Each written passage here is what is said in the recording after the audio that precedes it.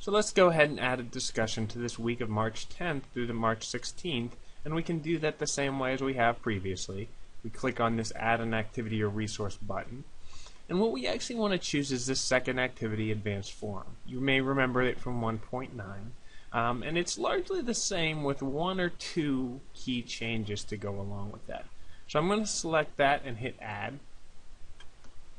And when I do that, just as before, I want to give this a forum name. And maybe I just call this Discussion Forum.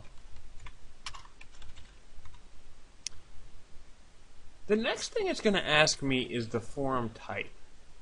And this is a little bit different than before because previously in 1.9 I only had 4 options for a forum. I had a single simple discussion. And a single simple discussion is literally a discussion that you're going to have, maybe discuss one thing, but it's not really going to transition to other topics. It's only set up to display whatever the topic is and then have a response to that topic. Okay. The second one is each person posts one discussion. So this is a forum designed where the student would be led to post a discussion on their own and limiting it to one discussion. So maybe the question is, can the student post a question or a topic and the rest of the students interact with that student based on that discussion topic? The third one is a Q&A forum, and this is a forum designed that if a student wants to post a question about something in class, maybe it's an assignment, an article, whatever it may be, I have the ability to go in and be the sole answer of those questions, or somebody else that I appoint to answer those questions could do that as well.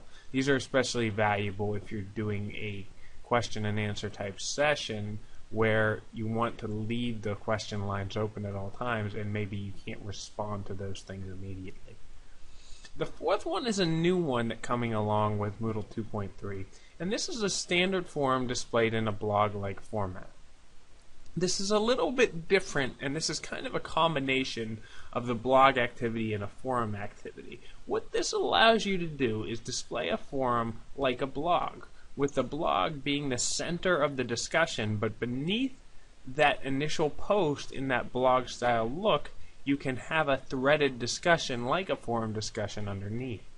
And the last one is the most common one and certainly the most malleable one, and that's standard forum for general use. And that's actually what I'm going to choose today.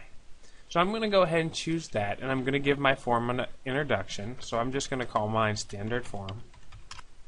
And it gives me a whole bunch of options to specialize or change my forum based on my preferences.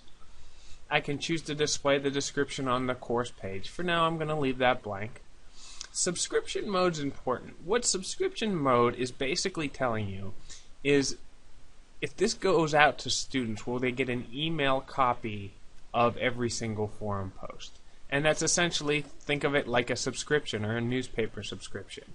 It's every time something's published, the students or whoever is subscribed to this forum will receive something or receive a notification that something has been published.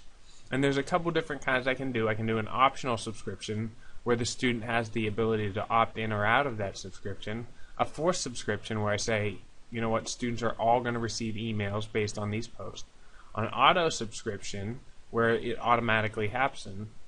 Or a subscription disabled, which basically disables the subscription option, saying no students will get emails. And depending on the way your course is set up, you can change that based on preferences. Read tracking for this forum, what this will allow you to do is see if a forum post has been read yet by yourself or the students, and let you know that this topic or this issue has already been discussed. And all that does is it provides a highlighted or bolded appearance for the topics that haven't been read yet. Maximum attachment size, I can take this up to 500 megabytes, but this determines how big of a file or how many files I can attach to a forum post.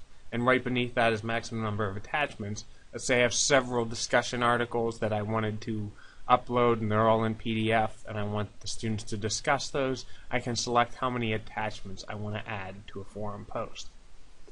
Post threshold for blocking. If I wanted to set up a period of time where students would not be able to post or prevent them from posting, I can set a period of time up. Typically I'm going to leave this to don't block, but if I wanted to say, hey, take this week off, and wanted to enforce that somehow, I can set up a time period for blocking to 1 week. A grade, this allows me to go in and grade the form as a whole. So if I wanted to grade each individual form as the students did their work, I can go in and do that. Keep in mind, this doesn't necessarily grade the forum post individually. This grades the whole of the forum, and it grades the whole of the student activities. And then ratings is the ability to go in and rate the students' individual posts. So a rating scale, literally think about it like a movie review.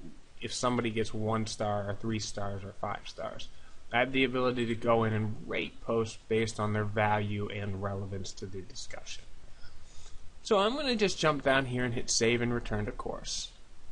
And when I do that, notice that discussion forum has been added to my course.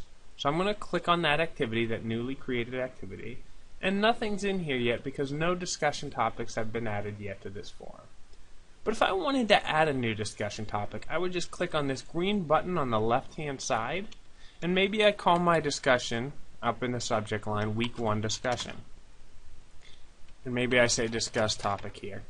But if you wanted to set kind of the discussion parameters, you can go ahead and write that in to the actual message.